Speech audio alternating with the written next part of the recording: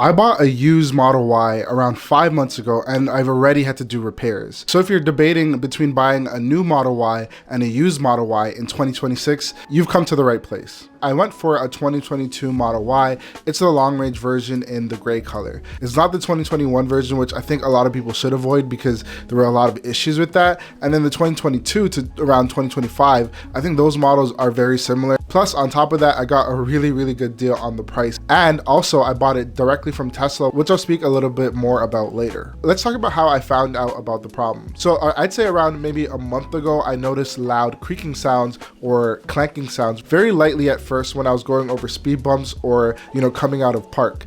And at first I just really ignored it, but it got a bit louder and louder as days flew by. I didn't really have enough time to take into the shop, but one day when I was off, I decided to. I'll bring out my phone because they did say what was wrong with it in the app and they made notes, which is really cool for updates. They traced it to a seized upper ball joints in the rear suspension.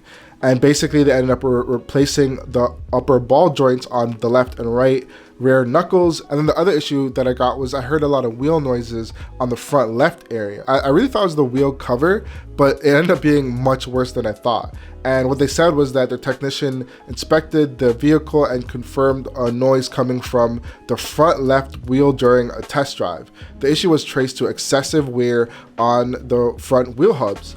And then they replaced both wheel hubs. I just bought the car and I already have to take it in to get it serviced. But the service experience was really good. And the thing is, when I picked up the car, I bought it directly from Tesla because I knew that I would get warranty.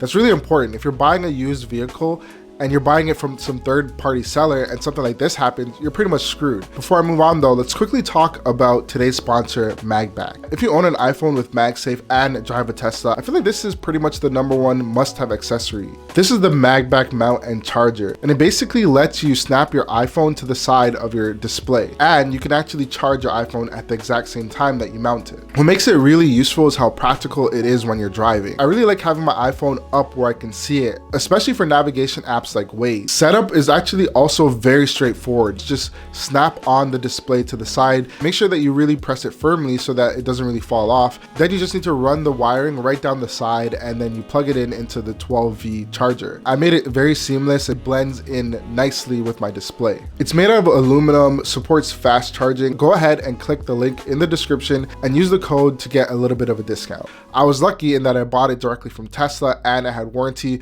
so this cost me $0. And according to ChatGPT, this would have cost thousands of dollars. The fact that those parts, deteriorated within a couple of months was just a little bit annoying. So when you're buying a car, specifically an SUV or a Model Y, there are things that I think a lot of people consider right across the board. One is space. The Model Y has a lot of space. The other thing is charging and the charging experience. You kind of want a smooth charging experience, and I got that with the Model Y. And then lastly, something else that was important to me was, again, the service experience. While I did have to do maintenance, I really would say that I got a great experience at the Tesla service center. And look, the Model Y, specifically the newest model, has hardware for it. Hardware 4, for me, in my experience, living in Canada, Toronto to be exact, I never noticed any real difference between hardware 3 and hardware 4. That's something that a lot of people debate a lot about on Reddit. If you go to Reddit, a lot of people are going to say avoid hardware 3 like it's the plague. And I really did not notice that crazy of a difference.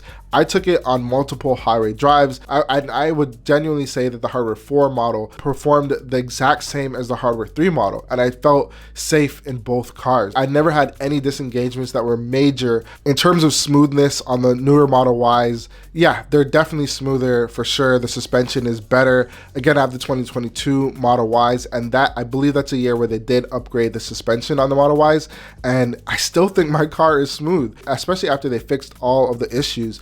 It's still pretty smooth. There is an improvement with the newer Model Ys, but I really didn't notice a difference. And also the tech in the car, very similar. I do have the Ryzen chip, so it's not Intel, so maybe that is why a lot of people say avoid it, but I think it was the same level of smoothness launching YouTube. So with that said, as somebody that used both, I think the experience was too similar. I didn't really notice like a huge improvement enough to make me want to even discuss ditching my legacy Model Y. With that said, I think my final verdict is I have no real problem with buying a used one, and if I were you, to save that money, because that Tesla depreciation is real, it's a real thing, you could buy an older car that does some of the same things.